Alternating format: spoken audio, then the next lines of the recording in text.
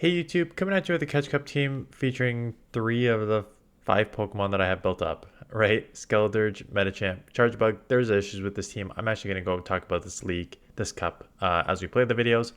What I think I'm going to do is I do have like another team that I can use for Catch Cup. And then I'm going to look at your submissions, but I'm also probably just going to run like, I have a bunch of your submissions for Great League. And I've got to imagine that the majority of them probably still fit in the Catch Cup. So I'm probably just going to showcase a bunch of those over the week. So stay tuned for a bunch of, like, I had like 7 or 8 people submitted Great League teams. So I'm going to look through those, see if they at least don't have like obvious ones like Registeel and stuff like that, or Cresselia, stuff like that. If it's just like 3 Pokemon that are probably around, I'm probably just going to showcase those. Because this league is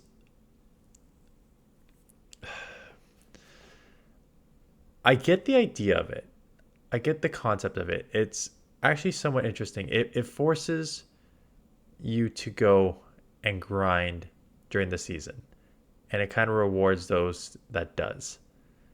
The problem is, it also just completely hinders those who have been playing GBL for a long time and are not making it in Pokemon again. So, like, you're seeing a Medi here, which is actually quite rare for me because I already have a Medi. But I actually created this as the sort of Medi Slayer with a higher attack um, to use for regional. So that's the only reason I have it this season. But for the most part, it's the Pokemon I have built up are Medi, Chargebug because of Community Day. And then it's Skeledirge, the new water fighting Pokemon that looks like the dancing bird, and Clodsire, another Community Pokemon. So those are the only 5 Pokemon I have built up for this entire season. So basically, 2 new Pokemon that I want to showcase, 2 Community Pokemon, and a duplicate of a Pokemon I already had that I wanted the Medi Slayer aspect to it. And you're seeing plenty of misplays here, like whatever. So from that perspective, it's just like having played GBL for so long and having no other option this week, Niantic is essentially punishing me for having been around so long and already building up Pokemon. Am I supposed to build up Medis and Glygars and Lickitungs every single season because they're the top meta Pokemon to be relevant in this thing? Am I supposed to take a week off when there is 4 times Wind Dust as an option here? Like, it doesn't make sense why I would commit more resources when XL candies and dust is already such a rare, precious commodity to invest that much into. Quavicle. Yeah, this is the one that you're going to see tomorrow because this is the one I also used. And Clodsire, this is what you're also going to see. 2 of the 3, and Medi. There's my team for tomorrow. Is Medi and those 2. Um,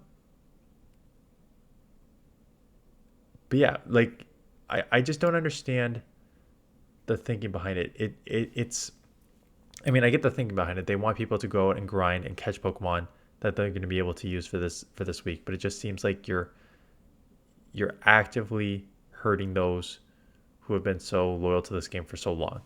So that's my thoughts about this cup.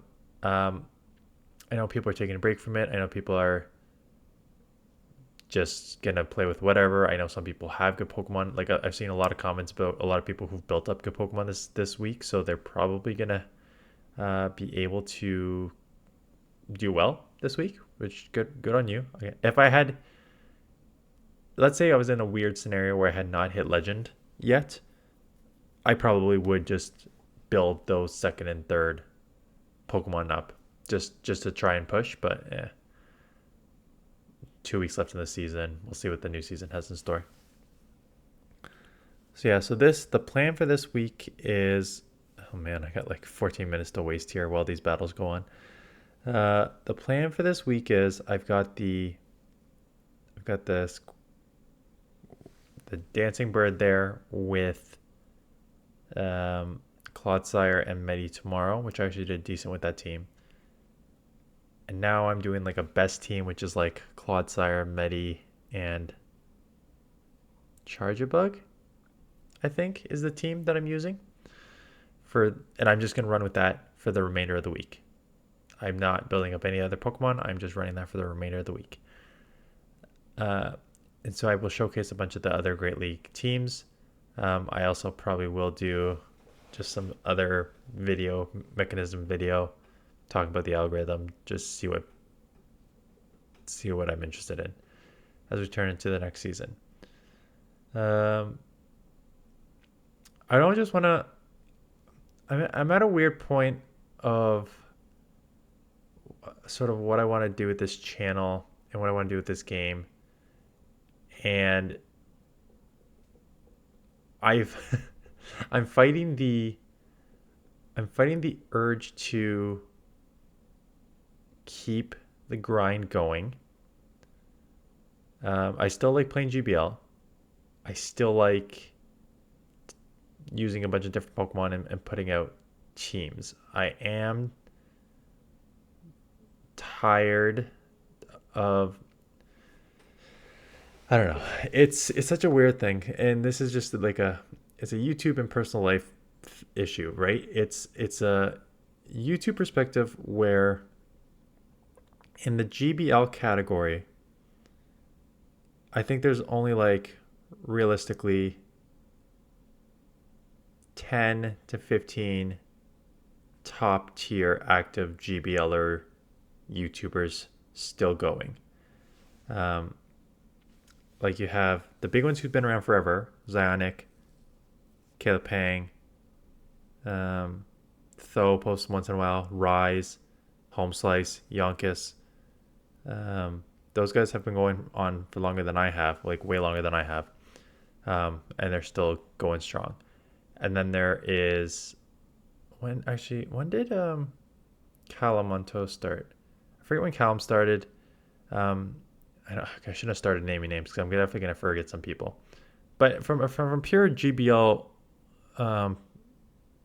YouTuber perspective, I know I am one of the, I'd say like top 10 in terms of like consistency and views, right? You know, you're getting one, maybe two videos from me. On a bad video, it's like 2,500. Good videos like top teams. I'm filming this 10:15 on Friday night here, and my top teams for Catch Cup today is already at like 6,000 views, which is good for me. So I know that there's still people in an audience that are interested in this. I also know that there is the problem with Pokemon Go that goes beyond GBL. And I saw it with what's his name? Oh my god. It's Friday, I'm very tired, and I'm blanking on Mystic 7. He has posted multiple times that this game is stale. Zoe 2 Dots has posted multiple times like, what is up with these events? They are not good anymore.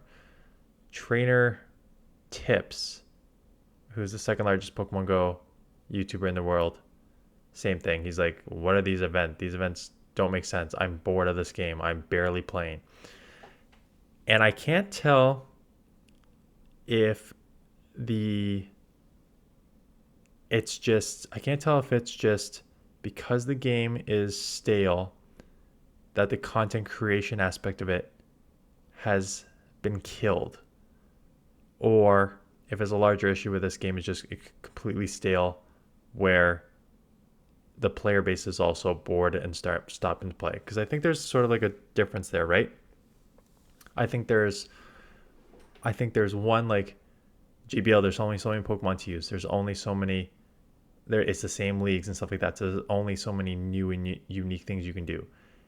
And on the event side, it's like the events haven't been like fun, right? It's like, ooh, costume Pokemon that we see every year, new shiny. So like these top YouTubers who've been like the ones I just mentioned, like do like a shiny hunt for these new Pokemon. But like I look at the views and it's just like, it's rough. It is rough. So from a content creation perspective, it seems like this game is not giving us much to do right now. So that's just the content creation perspective. But then there's also like, do you enjoy this game? And I had friends over. So this last past weekend, I had friends over from Friday to Monday with their 3 young kids. So I did not film the entire time. I found times to do my GBL battles, but even those were a struggle to finish. And I didn't play the game outside of that.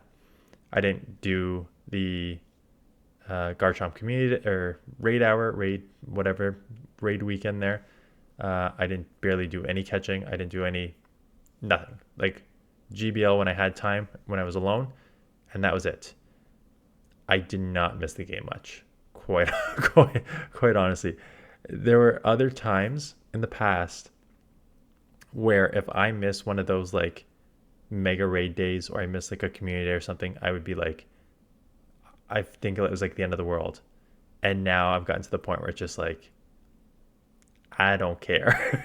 Like, and I don't know if it's, again, just because I'm putting out so much content that it just gets stale, or if it's just a universal feeling on that. So I don't know. Anyways, this video, I apologize. This video is definitely like, I can hear myself besides rambling like I always do. I can hear the negativity, and I can hear like the like slower delivery. Even so for me. But it is what it is. We'll keep pumping out these videos. Like I said, a bunch of you guys submitted Great League videos, so I'm able just to use those, I think, very easily for this week.